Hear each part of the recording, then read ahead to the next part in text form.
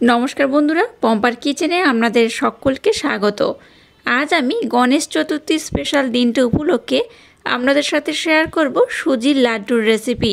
সুজির লাড্ডু আমরা নানা রকমভাবে বানিয়ে থাকি, তবে একদম সহজ পদ্ধতিতে ঘরোয়া কয়েকটা উপকরণ দিয়ে আমার মতো এই সুজির লাড্ডুটা বানিয়ে দেখতে পারেন। অপূর্ব খেতে হয়। এটা দেখতে যেমন সুন্দর, খেতে তেমনই অসাধারণ। একবার খেলে দেখবেন বারবার বানাবেন। তাহলে চলুন দেরি না করে আজকের এই অপূর্ব স্বাদে সুজির লাড্ডুর রেসিপিটা দেখে নেওয়া যাক। আজকে যে লাড্ডু বা যে নাড়ুটা বানাবো তার জন্য দেখুন এখানে আমি নিয়েছি হাফ কাপ সুজি। লাড্ডুর পরিমাণ যদি কম বেশি করে বানান তখন কিন্তু সুজির পরিমাণ একটু বেশি নেবেন। এর মধ্যে দিয়ে দেবো 2 চামচ বেসন। খুব বেশি দরকার নেই, 2 চামচ দিলেই হবে। 2 চামচ দিয়ে দেবো মিল্ক পাউডার, দিয়ে দেবো সামান্য একটু লবণ, দিয়ে দেবো সামান্য একটু এলাচ পাউডার। এবার এখানে দিয়ে দেবো 1.5 কাপ লিকুইড দুধ। যে কাপের মাপ করে সমস্ত উপকরণ নিয়েছি সেই কাপের মাপ করে এখানে কিন্তু আমি দুধটাকে ব্যবহার করছি। এই 1.5 কাপ আমি লিকুইড দুধ দিয়ে দিলাম। এবার সমস্ত উপকরণ দুধের সাথে একটু নাড়াচাড়া করে মিক্সড করে নিতে হবে। আজকের আমি যে লাড্ডু বা নাড়ুটা বানাচ্ছি একদম ইউনিক পদ্ধতিতে বানাচ্ছি। আশা করছি আপনাদের ভীষণ ভালো লাগবে। এইভাবে যদি একবার লাড্ডু বা নাড়ুটা বানিয়ে নেন আপনাদের দেখবেন বারবার বানাতে ইচ্ছা হবে। সমস্ত উপকরণ দুধের সাথে দেখুন খুব ভালোভাবে আমি মেখে নিয়েছি। এবার এটাকে আমি আধা ঘন্টার জন্য রেস্টে রেখে দেব। আধা ঘন্টার জন্য রেস্টে রাখলে কি হবে, এই সুজিটা দেখবেন দুধটাকে অ্যাবজর্ব করে অনেকটাই ফুলে গেছে, আর যে লাড্ডু বা নাড়ু বানাবো তার রেজাল্টটাও একদম পারফেক্ট হবে। তো এটাকে এবার আমি আধা ঘন্টার জন্য রেস্টে রেখে দিলাম। আধা ঘন্টা পর আমি আপনাদের সাথে নেক্সট স্টেপ শেয়ার করব। মিশ্রণটাকে দেখুন আমি আধা ঘন্টার সময় দিয়ে দুধের মধ্যে ভিজিয়ে রেখে দিয়েছিলাম, আর মিশ্রণটা দেখুন আগের থেকে অনেকটাই ঘন হয়ে গেছে, আর দুধটাকে অনেকটাই অ্যাবজর্ব করে নিয়েছে। দেখে বুঝতেই পারছেন কতটা ঘন হয়েছে। তো এটা এইরকমই থাকবে। চলুন এবার নেক্সট স্টেপ আপনাদের সাথে শেয়ার করা যাক। এবার দেখুন গ্যাসটাকে জেলে দিয়ে একটা কড়া বসিয়ে কড়াটাকে গরম করে নিয়েছি। এর মধ্যে 2 চামচের মতো আমি ঘি দিয়ে দেব। এবার এই ঘির মধ্যে কিছুটা আমি আমন্ড দিয়ে দেব। আমন্ডটাকে টুকরো টুকরো করে কেটে নিয়েছি। দিয়ে দেব কিছুটা কাজু বাদাম, এটাকেও টুকরো টুকরো করে কেটে নিয়েছি। গ্যাসের ফ্লেমটাকে একদম লো রেখে এই কাজু বাদাম আর আমন্ডটাকে একটু নাড়াচাড়া করে ভেজে নেব। খুব লাল করার দরকার নেই, একটু নাড়াচাড়া করে ভেজে নিলেই হবে। গ্যাসের ফ্লেমটাকে একদম লো দিয়ে দেখুন কাজু বাদাম আর আমন্ডটাকে একটু নাড়াচাড়া করে ভেজে নিয়েছি। এবার এখানে দিয়ে দেবো কিছুটা কিশমিশ। কিশমিশটা ভাজতে খুব একটা বেশি সময় লাগে না, তাই কিশমিশটা একটু পরে দিয়েই ভাজতে হবে। প্রথমে আমন্ড আর কাজু বাদাম দিয়ে এটাকে দেখুন একটু ভালোভাবে নাড়াচাড়া করে আমি ভেজে নেব। দেখুন এই 3 রকম ড্রাই ফ্রুট আমি একসাথে খুব ভালোভাবে ভেজে নিয়েছি। আপনারা চাইলে কিন্তু এখানে অন্যান্য ড্রাই ফ্রুটও ব্যবহার করতে পারেন। তো যাই হোক, এটাকে আমি খুব সুন্দর করে ভেজে নিয়েছি। আর খুব লাল লাল করে ভাজতে যাবে না, এইরকম করে ভাজতে হবে। এবার এগুলোকে আমি উঠিয়ে নেব।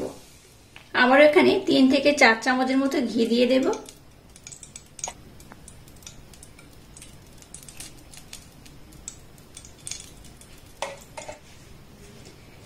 ঘিটাকে আবার একটু আমি গরম করে নেব। এবার যে মিশ্রণটাকে বানিয়েছিলাম সেই মিশ্রণটা এখানে দিয়ে দেব। গ্যাসের ফ্লেমটাকে একদম লো রেখে এবার এটাকে আমি খুব ভালোভাবে কন্টিনিউ নাড়াচাড়া করব। এটাকে কন্টিনিউ নাড়াচাড়া করতে করতে কিন্তু লাড্ডুটাকে বানাতে হবে। আর আজকে যে লাড্ডুটা বানাবো আমার মতো একবার হলেও ট্রাই করবেন, আশা করছি আপনাদের ভীষণ ভালো লাগবে। এটাকে কিন্তু এইভাবে নাড়াচাড়া করবেন, নতুবা কড়ার তলাতে লেগে যেতে পারে। তাই এইভাবে কন্টিনিউ গ্যাসের ফ্লেমটাকে লো রেখে নাড়াচাড়া করতে করতে একদম কিন্তু ঝরঝরে করে নিতে হবে। আজকে সুজি আর বেসন দিয়ে যে লাড্ডুটা বানাবো একবার যদি আমার মতো বানিয়ে খান আপনাদের দেখবেন বারবার বানাতে ইচ্ছা হবে। আর এইভাবে কন্টিনিউ জাল দিতে দেখবেন এটা কিন্তু একদম ঘন হয়ে যাবে, মাখো মাখো হয়ে যাবে, আর একদম তারপরে দেখবেন ঝরঝরে হয়ে যাবে। গ্যাসের ফ্লেমটাকে একদম লো টু হালকা মিডিয়াম দিয়ে এটাকে নাড়াচাড়া করতে করতে দেখুন কতটা ঝরঝরে হয়ে গেছে।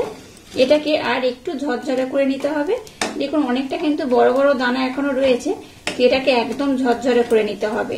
তাতে করে আজকে লাড্ডু বা নাড়ু যেটা বানাবো একদম পারফেক্ট হবে।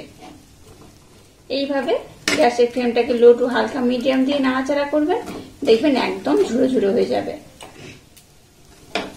এটাকে কন্টিনিউ নাড়াচাড়া করতে করতে দেখুন একদম কিন্তু ঝরঝরে হয়ে গেছে। এখানে আমি আর দুটো উপকরণ ব্যবহার করব।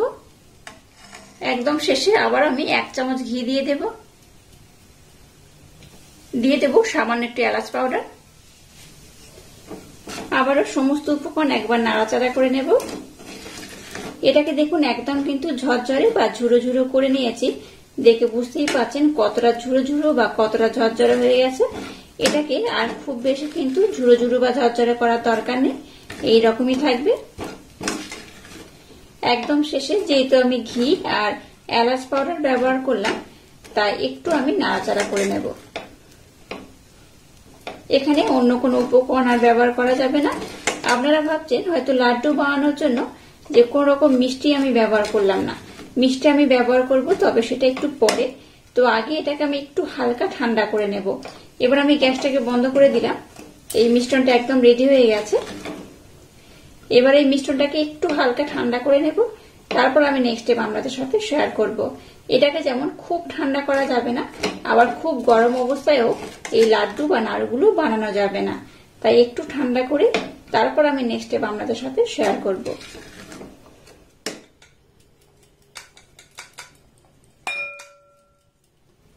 মিশ্রণটাকে একটু হালকা আমি ঠান্ডা করে নিয়েছি।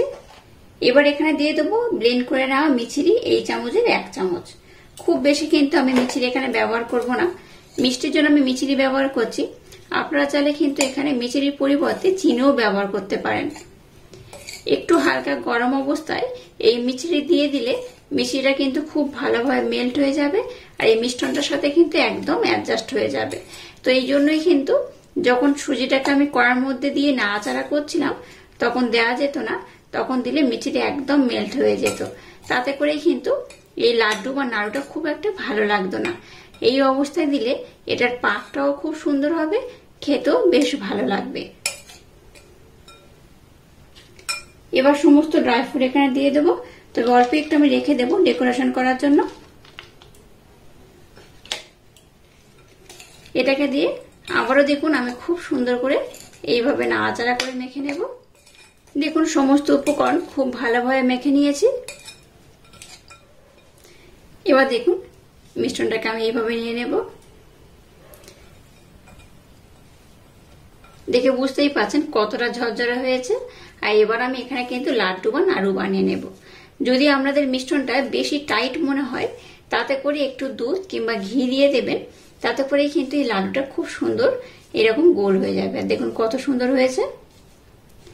এই লাড্ডুটা একবার হলো আমার মতো ট্রাই করবেন, আশা করছি আপনাদের ভীষণ ভালো লাগবে। আর এই দেখুন হাতের মধ্যে একটু হালকাভাবে চাপ দিয়ে দিয়ে কত সুন্দর করে বানিয়ে নিয়েছে, আর কত সুন্দর দেখতে হয়েছে। এইভাবে কিন্তু সমস্ত লাড্ডুগুলোকে আমি বানিয়ে নেব। আমি আর একটা বানিয়ে আপনাদের দেখিয়ে দেব এই লাড্ডুগুলো কতটা সহজ বানানো। আর সামনেই তো গণেশ পুজো। গণেশ পুজো মানেই কিন্তু নানা ধরনের লাড্ডু বানানো, মোদক বানানো। তো একটা মোদকের রেসিপি আমি আপনাদের সাথে শেয়ার করেছি, চাইলে দেখে নিতে পারেন। আর এই লাড্ডুটা বানাচ্ছি, আশা করছি আপনাদের ভীষণ ভালো লাগবে। এইভাবে সমস্ত মিশ্রণ দিয়ে কিন্তু আমি লাড্ডুগুলোকে বানিয়ে নেব।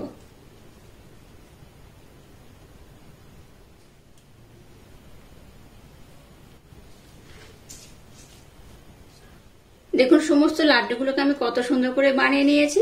অল্প একটু সুজি আর বেসন দিয়ে দেখুন কতগুলো লাড্ডু বানানো হয়ে গেছে। আপনারা কিন্তু এটাকে এইভাবেও সার্ভ করতে পারেন। দেখুন কত অপূর্ব দেখতে লাগছে। আপনাদের মনের মতো করে সার্ভ করবেন। এই কাগজটা যে কোনো মিষ্টি দোকানে এই কাগজগুলো ব্যবহার করা হয়। দোকানে কিন্তু আপনারা গেলে এই কাগজটা বললেই দিয়ে দেবে। তো যাই হোক, এইভাবে আপনারা এটাকে সার্ভ করতে পারেন। উপর থেকে পেস্তা এইভাবে একটু দিয়ে দিতে পারেন, তাতে করে দেখতে বেশি ভালো লাগবে। আপনাদের মনের মতো ড্রাই ফ্রুট দিয়ে দেখুন কত অপূর্ব দেখতে হয়েছে। এটা দেখতে যেমন সুন্দর, খেতে কিন্তু তেমনই অপূর্ব, অসাধারণ। এইভাবে একবার যদি বানিয়ে খান বারবার বানাতে ইচ্ছা হবে। আর গণেশ পুজো উপলক্ষে ঝটপট এই লাড্ডুটা বানিয়ে নিতে পারেন। আশা করছি আজকের এই লাড্ডুর রেসিপি আপনাদের ভীষণ ভালো লেগেছে। আর আজকের এই অপূর্ব স্বাদে লাড্ডুর রেসিপিটা যদি আপনাদের ভালো লাগে তাহলে চ্যানেলটাকে লাইক, শেয়ার, কমেন্ট এবং সাবস্ক্রাইব করবেন আর পাশে থাকা বেল আইকনটা প্রেস করে দেবেন। তাহলে টাটা, আবার দেখা হচ্ছে নতুন কোনো রেসিপি নিয়ে।